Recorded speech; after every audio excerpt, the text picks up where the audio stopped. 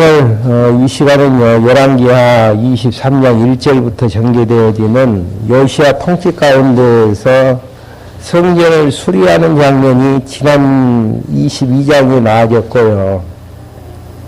23장 내용에서는 율법을 준행하는 부분입니다. 지금 이제 말씀이 위치하고 있는 본문의 내용은요, 열왕기하 18장부터 25장까지 내용이 다윗 왕조를 보호해 나가시는 하나님의 섭리의 숨결이 담겨져 있습니다. 다윗 왕국을 보호해 나가시는 근거는 계속 여러분들에게 말씀해 드리는 내용이지만은 사무엘하 7장 16절 말씀에 근거해서 다윗 왕국을 영원한 왕국으로 세워주시겠다라고 말씀해 주시는 그 말씀에 근거해서 다윗 왕국을 보호해 나가시는 하나님의 섭리의 숨결이 나아지고 있습니다. 그 본문의 내용에 보게 되어지면은요, 히스기야도 나아지고 므낫세도 나아지고 아몬이나 지금 본문 내용에서 요시야 왕의 통치가 나아지는데요. 특징 한 가지는 여기서 이제 선한 왕을 고르라고 하면은 히스기야 왕하고 요시야 왕이죠. 그리고 최악의 왕을 고르라고 하면은 므낫세 왕하고 아몬 왕이라는 이야기입니다. 이러한 이제 최악의 왕이 통치하는 데에서도 또 선한 왕이 통치하는 데에서도 하나님께서 그 왕통을 이어나가시는 하나님의 섭리는 왕들의 선하게 통치와 관계없이 하나님의 약속하신 말씀에 근거해서 역사를 섭리하신다는데 굉장한 의미를 가지고 있습니다. 다윗에게 약속하셨던 다윗 왕국의 사무엘하 7장 내용에 근거해서 그 말씀은 조건이 없잖아요. 조건이 없는 은혜 언약이기 때문에 선한 왕이든 악한 왕이든 관계없이 하나님께서 역사를 다윗 왕조를 존속해 하시는 내용으로 이제 연결을 하고 있습니다. 거기에 이제 의미를 두게 되어지고요. 요시야 왕의 선한 왕의 통치 가운데에서 지난 시간에는 성전을 수리하게 되어지는 내용입니다. 구약의 백성들이 여호와 하나님을 경외하는 장소 자체가 솔로몬이 지었던 성전이지 않습니까? 성전을 수리한다라는 이야기는 무슨 이야기냐면은 여호와 하나님을 여호와께서 주시는 규례와 법도대로 여호와 하나님을 경외하겠다라는 다짐과 의지가 이제 담겨져 있는 부분들이죠. 그래서 이제 성전을 수리하는 요시야의 통치의 내용들이 나아지고 있고요. 그 다음에 이제 23장 방금 봉독해 드렸던 열왕기하 23장 1절부터 30절까지는 모세를 통해서 주셨던 율법을 준행하게 되어지는 장면이 나오고 있습니다. 그래서 이제 23장 1절부터 3절까지는 왕의 말을 들은 무리가 언약의 말씀을 쫓기로 약속하게 되어지는 이야기는 무슨 이야기냐면 그전까지는 여호와의 말씀대로 살지 못했다라는 전제를 깔고 있는 부분들이죠. 여호와 하나님을 바르게 이제 경외하지 못했던 언약 백성들이 왕의 말, 왕은 누구죠? 요시야의 말을 듣고 언약의 말씀을 쫓기로 약속하는 장면 한번 확인할 수 있도록 하겠습니다. 열왕기하 23장 1절에 보시면은요, 왕이 사람을 보내 유다와 예루살렘의 모든 장로들을 자기에게서 모으니 왕이 여호와의 성전에 올라갈 때에 유다의 모든 남자들과 예루살렘의 모든 주민과 제사장들과 선지자들과 아이로부터 어른까지 모든 백성이 함께 올라갔다. 왕이 여호와의 성전에서 발견한 율법책의 모든 말씀을 그의 귀에 낭독하고, 여기서 말하는 언약, 율법책에 발견한 언약의 책은요, 창세기, 출애굽기, 레위기, 민수기, 신명기서를 기록한 내용의 이제 말씀이었다라고 지난 시간에 언급을 해드렸습니다. 그리고 이제 기둥 곁에 서서 여호와 앞에서 언약을 세우되 여호와를 따르고 그분의 명령과 증거와 규례를 지키며 이 책에 기록한 여호와의 말씀을 실행하겠다고 맹세하니 모든 백성이 그 언약에 동참했다. 간단히 이야기하면은 우상 섬기지 아니하고 여호와 하나님만을 섬기겠다라고 이야기를 하면서 4절부터 14절까지는요. 그렇게 이제 언약한 다음에 요시아가 우상의 기념과 고을의 우상과 산당을 제하는 내용들이 나오게 되죠. 그러니까 언약대로 약속을 실행하겠다고 약속을 하고 약속대로 요시아가 우상의 기념들을 다 없애버리고 고을의 우상과 산당을 제하는 장면이죠. 좀 분해해서 이제 이야기를 하게 되어지면은요, 4절부터 7절까지는 요시아 왕이 우상의 기념과 산당에서 제사하는 제사장들과 아세라상을 제하는 장면들이죠. 그러니까 이스라엘 백성이 여호와 하나님을 섬긴다라는 이야기는 예루살렘 성전에 올라가서 여호와 이름이 있는 그곳에서 여호와 하나님을 섬기면서 경외해야 되는데 온통 이제 산마다 당을 짓게 되어지고 우상을 만들어서 이제 섬기는 그걸 다 이제 제거했다라는 이야기입니다. 그리고 이제 8절부터 14절까지는 요시아 왕이 기타 잡다한 종교적인 잘못된 요소를 제하는 장면이죠. 한번 그 내용 조금만 읽어보고 넘어가죠. 23장 8절입니다. 그가 유다의 성으로부터 모든 제사장을 오게 하여 게바부터 보일세바까지 제사장들이 분양하는 산당들을 부정한 것으로 지정하고 성문 산당들을 헐어버렸으니 그 산당들은 그 성읍의 지도자인 여호수아의 대문 입구 곧 성문의 왼편에 있었다. 산당 제사장은 예루살렘에 있는 여호와의 제단에 올라가지 못하고 다만 자기 형제들 가운데서 무교병을 먹을 수 있었다. 그렇게 하면서 잡다한 종교적인 잘못된 요소들을 다 제하는 내용들이 14절까지 나와져 있고요. 그 다음에 이제 15절부터 20절까지는 요시아가 베들에 세운 모든 당과 우상과 산당을 제하는 부분들이 나오고 있습니다. 15절 한번 봐보시죠. 또한 베들에 있는 산당의 제단 즉 느바스의 아들 여로보암이 만들어 이스라엘로 죄를 짓게 한 그 제단과 산당도 헐어버렸으니 그 산당은 불사른 뒤에 빻아서 가루로 만들고 아세라 우상은 태워버렸다. 요시아가 얼굴을 들고 산에 있는 무덤을 보고 그들을 보내 무덤 위에 뼈들을 가져오게 하고 그것을 제단 위에 불사르고 그것을 부정한 것으로 지정하였다. 이 일을 하나님의 사람이 선포했는데 그 선포한 여호와의 말씀대로 되어졌다라는 거. 이 이제 예언은 300년 전에 느바스 아들 여로보암에게 이미 예언했던 내용들이거든요. 예언했던 내용 근거 한번 찾아보고 넘어갈 수 있도록 하겠습니다. 열왕기상 13장 1절부터 3절까지 한번 봉독해 주실래요?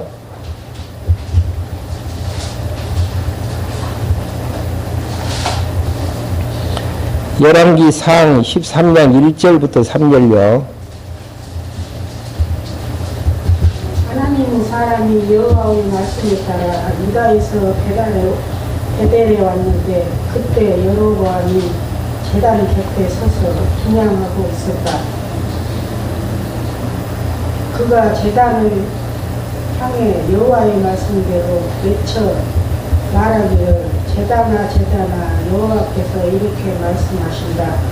보아라, 다윗의 집에 요시아라는 한 아들이 태어날 것인데 그가 네 위에서 분양하는 산당 제사장들을 내 위에 제물로 가질 것이며 또 하나님의 뼈를 내 위에 태울 것이다 하고 그날에 그가 징조를 주며 말하기를 이것이 여호와께서 말씀하신 징조이다. 제다나 갈라지며 그 위에 있는 죄가 쏟아질 것이다 하였다. 예. 지금 느바스 아들 여로보암 시대 때보다 여호와 시대 때면은 몇 년이라 그랬었죠? 그 전에 한 300년 후에 이제 느바스의 아들 여로보암이 내게 예언했던 내용들이 요시아왕이 태어날 때가 300년 후거든요. 그때 있었던 일들을 예언하게 되어 있었는데 실제로 이제 그 15절 한번 봐보죠. 23장 15절.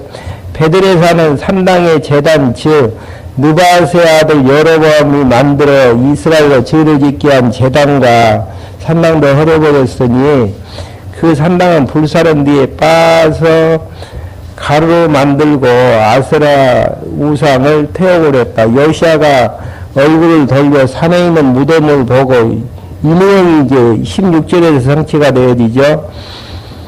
사람머리의 무덤들에게서 뼈들을 가져오게 하고 그것을 제단 위에 불사르고 그것을 부정한 것으로 지정하였다. 이 일은 하나님의 사람이 선포하였는데 언제 선포했냐면 느바스의 아들 여로보암 시대 때에 300년 전에 이제 선포하였는데 그가 선포한 여호와의 말씀대로 되어졌다라는 것.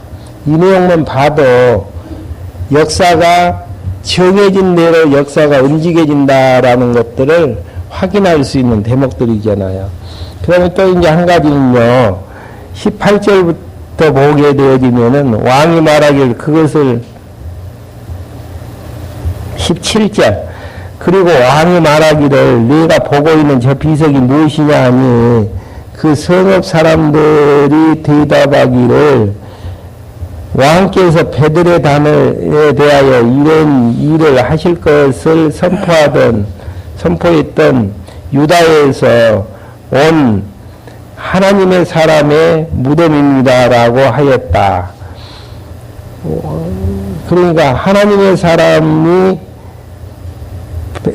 요시아가 해야 될 일들을 선포하게 되어지고 음식이든지 먹을 것을 먹지 말라라고 이야기한 적이 있거든요. 근데 이제 그 음식을 먹게 되어지는 데에서 사자에게 물려가지고 이제 죽었던 그 무덤을 이야기하는 부분들이죠. 한번 확인 한번 해볼까요? 열왕기상 13장 24절부터 한번.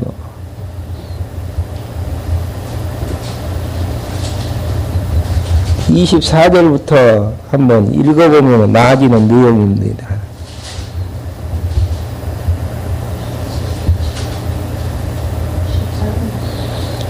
열왕기상 13장 24절부터요.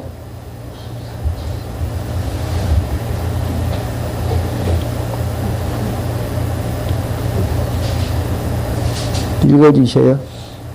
하나님의 사람이 길을 가고 있는데 사자가 나타나 그를 죽이니 그의 시체는 길에 버려졌고 나귀는 그의 옆에 서 있었으며 사자도 그 시체 옆에 서 있었다. 지나가는 사람들이 길에 버려진 시체와 그 시체 옆에 서 있는 사자를 보고 그 늙은 선지자가 살고 있는 성읍에 와서 이야기했다. 예, 거기에서 말하는 13장 24절부터의 내용이 17절에 나와지고 있는 23장 17절에 나와지고 있는 유다에서 온 하나님의 사람의 무덤이죠.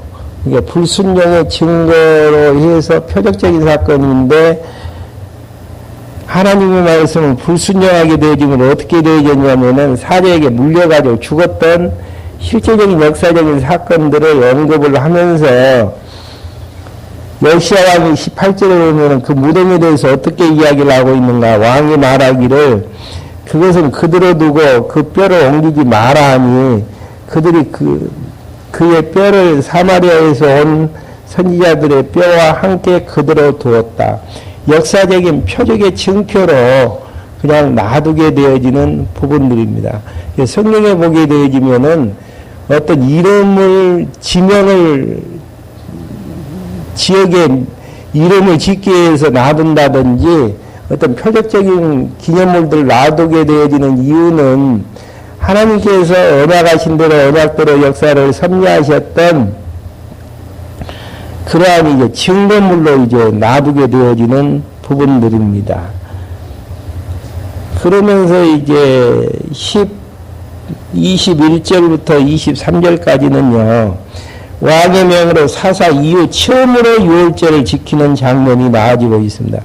21절 한번 봐보시죠.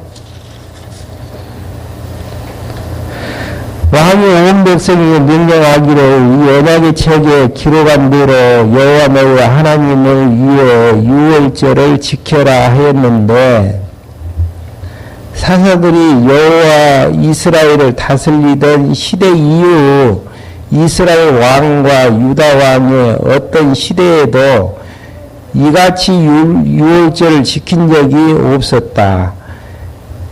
요시야 제 18년에 비로소 여호와를 위하여 예루살렘에서 이같이 유월절을 지켰다.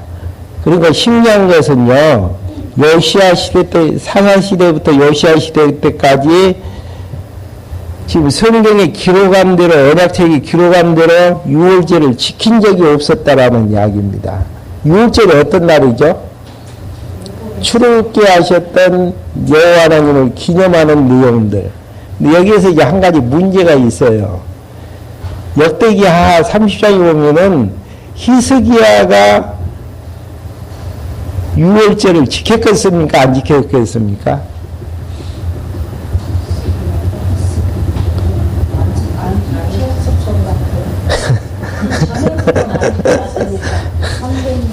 역대기하 30장이면 지켰어요, 또. 한번 그 내용은 연구하시는 분들이 한번 숙제로 내드릴 테니까 한번 저도 연구 중에 있거든요. 근데 여기는 안 지켰다라고 이야기를 하는데 역대기하 30장에 보면은 분명히 지키는 기록이 나아집니다. 그러면 대치가 되어지잖아요. 연구해야 될 제목이에요.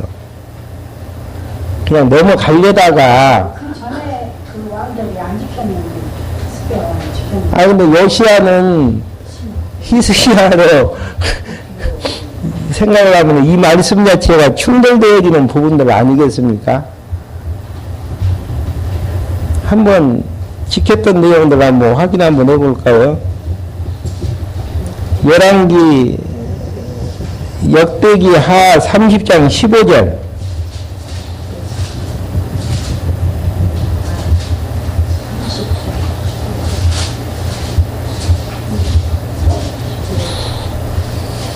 둘째 달 14일에 그들이 유월절 양을 잡으니 제사장들과 레위 사람들이 부끄러워하며 자신들을 거룩하게 하고 여호와의 전으로 번제물을 가져왔다. 네, 이때가 지금 히스기야 시대 때 1절부터 보면 히스기야 시대 때에 유월절 양을 잡았다라고 이야기를 하고 있잖아요, 지금. 한번 연구를 한번 해보셔야 될 30장 내용들 읽어보시면은 히스기야도 지켰어요. 부끄러워 하면 자신들 가져와 지켰네요. 번제물 가져와. 지켰죠? 네. 이때가 히스기야 시대 때란 말입니다. 나중에 생각해 보기로 하고요. 시간을 드릴게요.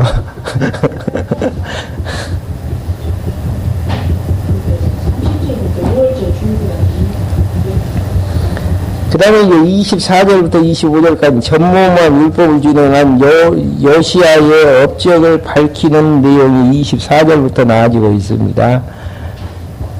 또한 요시야가 신접한 자들과 영매들과 드라빔과 우상들과 또 유다 땅과 예루살렘에 볼 수 있는 모든 혐오스러운 우상을 제거하였으니 제사장 hil기야가 여호와의 성전에서 발견한 책에 기록된 율법의 말씀대로 실행하였다. 그러니까 요시아가 이제 율법의 말씀을 발견한 다음에 중요한 부분은 힌트는 21절에 봐도 이 언약책에 기록한 대로 여호와 너희 하나님을 위해 율법을 지켜라고 했던 내용들을 근거하게 되어졌고,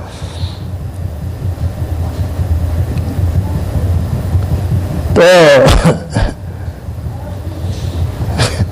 25절에 보면은 그와 같이 자기의 마음을 다하고 성품을 다하고 힘을 다하여 모세의 모든 율법대로 준행한 왕은 요시야 이전에도 없었고, 이게 히스기야 왕도 있었지만은 이전에도 정확하게 지켰던 왕은 요시야 때에 율법책을 근거로 해가지고 지켰다라는 이야기죠. 요시야 이전에도 없었고 그 후에도 그와 같은 자가 없었다. 그러면서 이제 26절부터 27절까지 여호와께서 므낫세의 죄를 인하여 유다를 물리치는 내용입니다. 그렇게 이제 요시야 왕이 율법대로 전무후무한 율법을 지켰던 왕이었지만은 하나님께서 이제 유다를 징계하시는 직접적인 원인은 무슨 이야기냐면은 직접적인 원인입니다. 므낫셋은 누구죠? 히스기야의 아들이죠. 므낫셋의 그 죄가를 들어가지고 이야기하는 부분들이죠. 한번 28절 한번 26절 한번 봐보시죠. 그러나 성경의 구약 성경에서 이제 논리를 전개할 때에 중요한 전치사하면은 그러나고, 신약에서는 뭐겠습니까? 그러므로 그러나 모든 사람들이 이렇게 잘 지켰지만은 요시아가 선한 왕이었지만은 그러나 하나님께서는 유다에 대해서 여호와께서 26절 한번 봐보시죠. 여호와께서 유다에 대하여 타오르는 큰 진노의 불길을 돌이키지 아니하셨으니 이는 므낫세가 그분을 경록케 했기 때문이다. 이었다.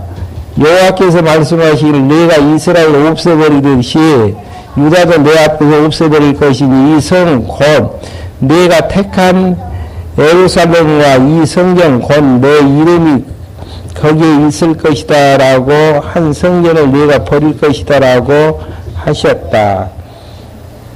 그러니까 하나님께서는 므낫세의 죄를 물어서 유다를 물리치시겠다라는 내용들이죠.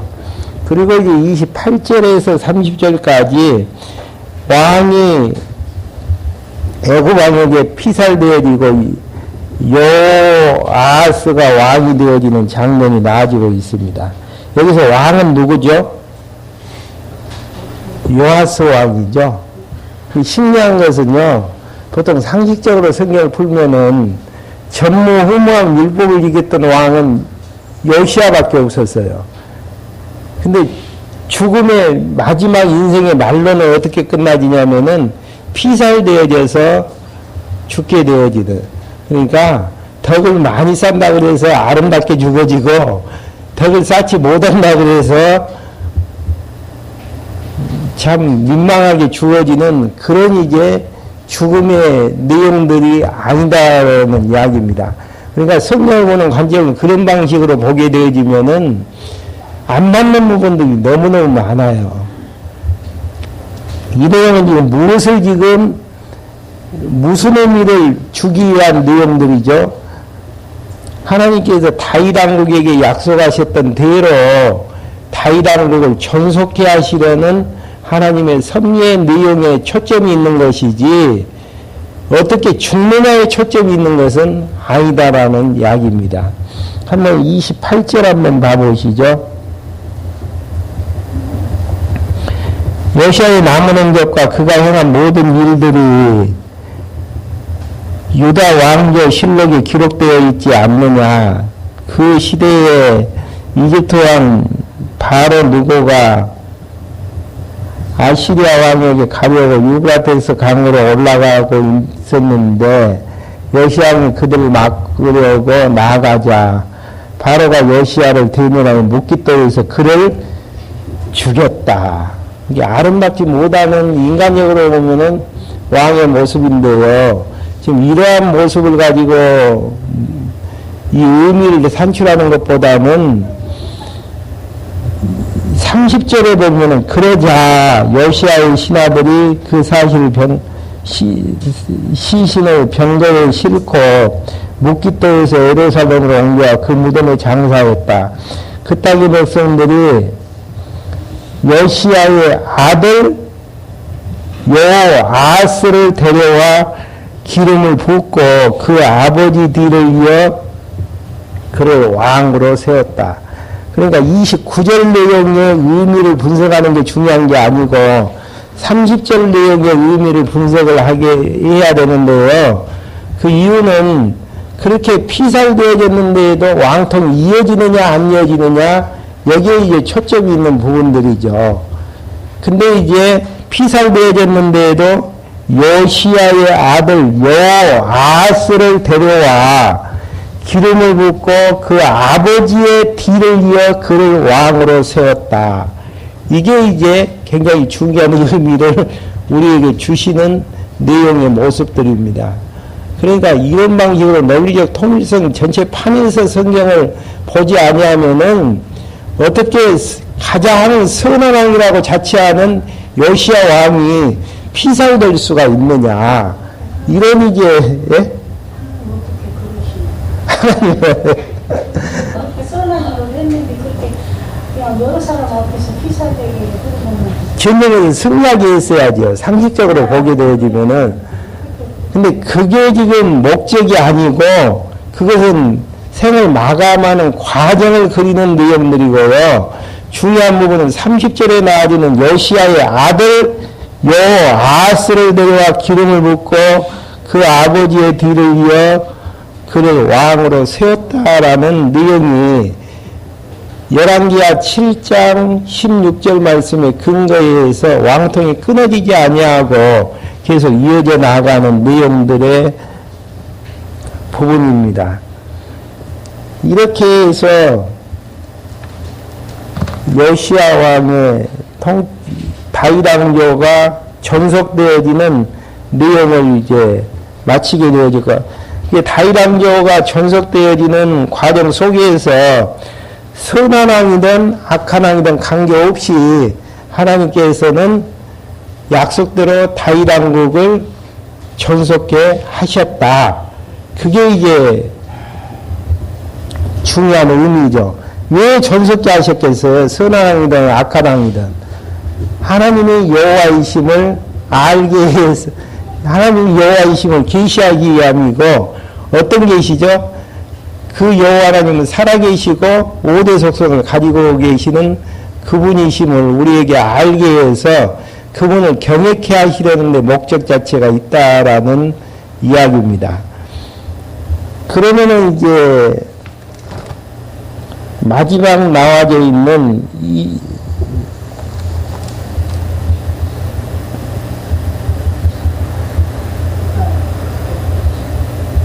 23장 31절부터 25장까지 내용이 다윗 왕조의 실현이죠. 31절부터 25장까지 내용. 그러니까 신기한 것은요, 지난번에 이제 열왕기상하의 내용을 공부를 하면서 모두가 다 죄를 지었죠. 그런데 북왕조는 어떻게 끝나졌죠? 멸망으로 끝이 나졌고, 남쪽 유다는 다윗 왕조에 속해 있기 때문에 시온으로 왕조가 이제 끝이 나지는 이런 부분들입니다. 그러니까 하나님께서는 죄값을 물을 때에도 아주 망하게끔 죄값을 묻느냐 아니면은 그냥 시온으로 묻느냐의 이제 갈림길인데 언약의 근거에서 이제 되어지는 부분들인데요. 한번 확인 한번 하고 넘어갈까요?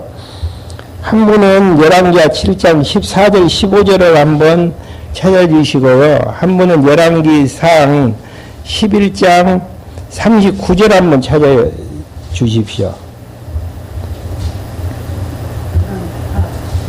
다윗왕조가 제 가운데 있었는데도 실현으로 가지게 되는 근거. 우선 사무엘하 7장 14절 15절요. 사무엘하 7장 14절 15절 찾아주시고 한 분은 열왕기상 11장 39절 한 분은 찾아주시고요.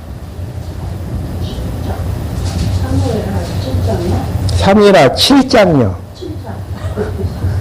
나는 그의 아버지가 되고 그는 내 아들이 될 것이니 그가 만일 죄를 지으면 내가 사람들의 막에 있고 인생을 책지고 훈계할 것이다. 내가 내 앞에서 지난 사울의 종으로 하는데 내 인애가 그에게서 떠나지 않을 것이다. 예, 거기 나와 있잖아요. 죄를 지었을 때에 사울왕처럼 피하지는 아니하고 어떻게 해요? 인생의 막대기와 지팡이로 치실 것이다 라는 그 내용 또 한 가지만 더 확인하고 넘어가죠. 열왕기상 11장 39절요.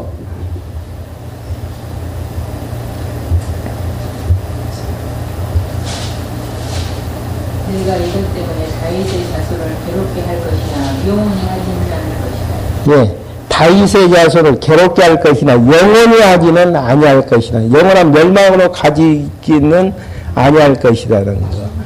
그래서 다윗 왕조가 범죄했는데도 결국은 멸망으로 끝나지 아니하고 실현으로 끝나는 이유는 여러 군데 이제 성경기를 찾아볼 수가 있지만은 근거는 제가 찾았던 근거는 사무엘하 7장 14절 15절 말씀의 근거에서고요. 또 열왕기상 11장 39절 말씀에 근거해서 망하지 않는 이유에 대해서 이미 약속을 해주셨기 때문에 괴롭게 하지만은 영원히 하지는 아니할 것이다 라는 거. 약속대로 역사가 흘러가진다는 거. 죄 지으면 다 망하는 건 아니에요. 실현을 당해서 마지막 이제 꺾어졌다가 다시 세워지는 경우가 있는가 하면은 아주 멸망의 길로 가지는 부분이 있습니다. 다윗 왕조가 이제 실현을 당하게 되어지는데요. 실현 가운데에서 먼저 이제 다윗 왕조가 혼란을 당하게 되어지는 장면이 나와집니다. 23장 31절부터 35절까지는요. 애굽왕 바로느고가 여호아하스 대신 엘리야김을 세우는 장면이 31절부터 나와집니다. 한번 확인 한번 해보시죠. 여호아하스가 23세의 왕이 되어 예루살렘에서 석 달 동안 다스렸다. 그 어머니는 림낫 사람인 에레미야의 딸로서 이름은 하무달이었다. 여호아하스가 자기 조상들의 모든 행위대로 여호와 보시기에 악을 행했다. 바로느고가 그를 하마 땅 리블리에 가두어 예루살렘을 다스리게 못하게 하고 그 땅에 은 100달란트와 금 1달란트를 벌금으로 부과하였다. 바로느고가 요시야의 아들 엘리야김을 그의 아버지 요시야 대신에 왕으로 삼고, 그러니까 왕위가 바뀌어졌는데도 애굽왕 바로가 누굴 왕으로 세웠냐면은 요시야 대신 여호야김, 그 이름을 여호야김으로 바꾸었으며 여호아하스를 사로잡아 이집트로 끌고 갔으니 그가 그곳에서 죽었다. 그러니까 왕통이 이제 끌려가서 죽게 되어졌지만은 어떻게 되어지냐면은 결국은 요시야의 왕통으로 이제 왕위가 바뀌어지지 아니하고 가지게 되어지는 이제 장면입니다. 그러면서 이제 36절부터 37절까지 엘리야김이 11년간 열조 같이 이제 악을 행하는 장면들이 이제 나와지고 있고요. 그다음에 24장 1절부터 4절까지는 여호와께서 바벨론을 배반한 여호야김을 멸하려 하시는 내용이 나와줍니다. 오늘 끝내려고 했는데요. 어차피 25장까지 못 가겠네요. 24장 내용부터는 다음 시간에 계속 이제 강론에 들릴 수 있도록 그렇게 하겠습니다. 기도하고 말씀 마치겠습니다. 하나님 아버지, 저희들 이 시간에 불러 모아주셔서 열왕기 상하의 말씀을 통해서 언약 안에 있는 북남유다는 시련 가운데에서 회복이 되어지지만은 언약 밖에 있는 북이스라엘은 하나님께서 망하는 길로 가게 하시는 하나님의 섭리를 통해 하나님의 여호와이심을 다시 한번 확인케 해주심을 감사함을 드립니다. 항상 역사를 평가함에 있어서 하나님의 여호와이심에 대한 잣대에 의해서 역사를 평가하게 되어지므로 하나님의 여호와이심을 항상 생각나게 해주셔서 경외할 수 있도록 인도해 주시옵소서. 예수 그리스도의 이름으로 기도했습니다. 아멘.